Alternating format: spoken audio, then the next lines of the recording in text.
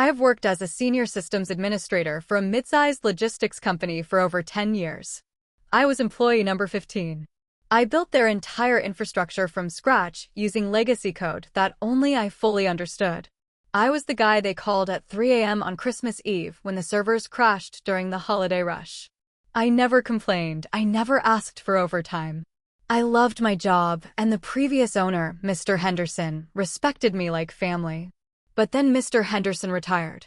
The company was sold to a private equity firm. Enter Chad. Chad was the new efficiency manager. He was 25 years old, wore suits that cost more than my entire wardrobe, and had absolutely zero understanding of IT. To him, the IT department was just a black hole where money disappeared. He didn't understand that we were the engine keeping the ship afloat. For 3 months, Chad made my life miserable. He micromanaged my bathroom breaks. He questioned why I needed 2 monitors. He refused to approve the budget for server backups. "We need to trim the fat," he would say, sipping his $8 latte while looking at my monitors. "Why are you just typing lines of text? Are you actually working?" I tried to explain that I was patching a critical security vulnerability in the firewall, but his eyes would just glaze over. Last Tuesday was the breaking point. There was a massive accident on the I-95 highway. A tanker truck flipped over, blocking all 4 lanes. It was all over the news. I left my house at 6 a.m., but I was stuck in gridlock traffic for 3 hours. I did everything right. I called the front desk. I emailed Chad from my phone. I even logged into the server remotely from my laptop in the car to start the morning diagnostics. I walked into the office at 9:01 a.m. Exactly 1 minute past the official start time. Chad was waiting at my desk, tapping his gold Rolex. He had a smirk on his face, like he had finally caught a mouse in a trap. "You're late," he said, loud enough for the whole open plan office to hear. The other employees looked down, afraid to make eye contact. "It was a major accident, Chad." "The tanker truck?" "It's on the news." "I've been working remotely from the car since 7 a.m., I explained, trying to keep my voice steady. "I don't care about excuses," Chad interrupted, stepping into my personal space. "We have a zero-tolerance policy on lateness under the new management structure. This creates the perfect cause for termination." I stared at him, blinking. "Termination? Chad, are you insane? The migration to the new cloud server isn't finished. The legacy database needs a manual handshake every 48 hours or it locks down for security. I'm the only one who knows the encryption keys. Don't try to scare me with technical jargon to save your job," Chad laughed. "We have a junior tech who can handle it. And we've outsourced the rest to a firm in India. We don't need expensive dinosaurs like you anymore." I looked at the junior tech, Mike. Mike was a good kid, but he had started 2 weeks ago straight out of college. He looked terrified. He was shaking his head slightly at me from across the room, mouthing, "I'm sorry." "Pack your things," Chad said. "You're fired for time theft and insubordination. Security will escort you out in 10 minutes. I felt a strange calmness wash over me. I realized that arguing was pointless. I slowly packed my box. I put my family photos in. I grabbed my favorite mug. I wiped my personal files from the desktop. "Do you want the admin passwords and the encryption keys for the backup drives?" I asked one last time. "If I leave, you won't be able to access the admin panel." Chad laughed, loud and barking. "You think you're so special? We'll just reset them. We have IT support in India now. Just leave, old man." So I left. I didn't delete anything maliciously. I didn't hack anything. I just walked out the door with the knowledge that the dead man's switch on the server was ticking.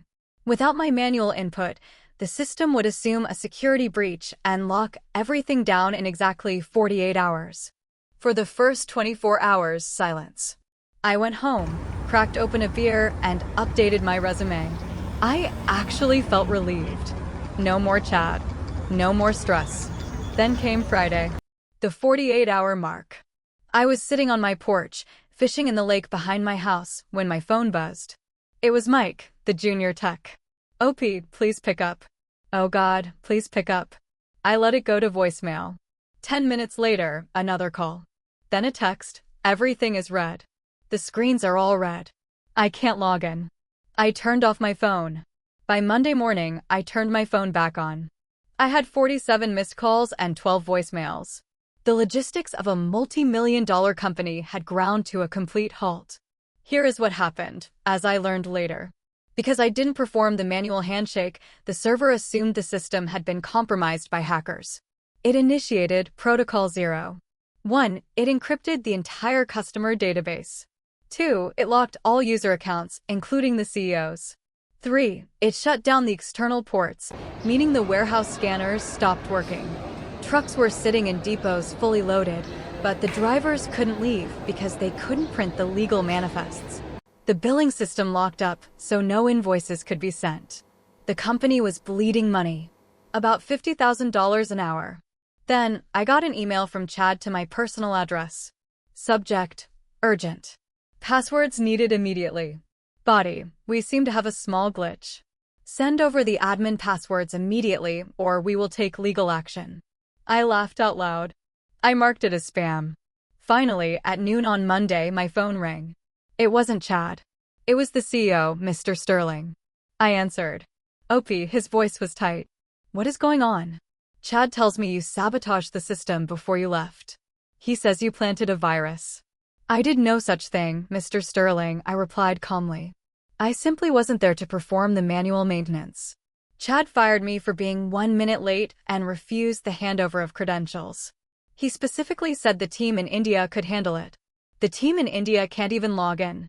Mr. Sterling shouted. They said the encryption is military grade. We are losing clients by the minute. Please, just come in. I'm sorry, Mr. Sterling. I am no longer an employee. I can't work for free. We will pay you, he said. Just fix it. I drove to the office. The parking lot was chaos. Angry truck drivers were honking. People were smoking nervously outside. I walked into the boardroom. Chad was there. He looked like he hadn't slept in 3 days. He was sweating, his tie undone. Give him the codes. Chad screamed when he saw me. Arrest him. Sit down, Chad, the CEO barked. I stood at the head of the table. I am a contractor now. My rate for emergency system recovery is $500 an hour. Chad slammed his fist on the table. That's extortion. No, I said coldly. That's the market rate for a specialist who is the only person on earth who knows how to save your business.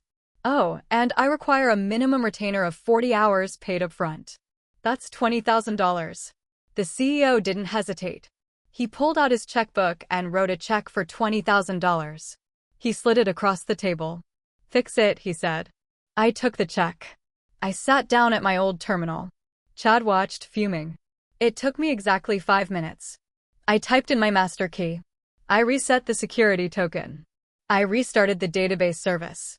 The lights on the server rack turned from angry red to happy green. The printers in the warehouse started whirring. The phones started ringing again.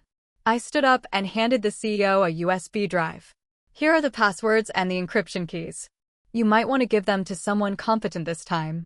I looked at Chad. And you might want to rethink your efficiency strategy. Firing the only guy with the keys isn't very efficient. Chad was fired before I even reached my car. Security escorted him out, crying. They asked me to come back permanently, offering me a raise. I declined. I used the $20,000 to start my own consulting firm. And the best part? My first client was the company's biggest competitor. They heard the story and hired me immediately to audit their systems. Moral of the story: never mess with the IT guy.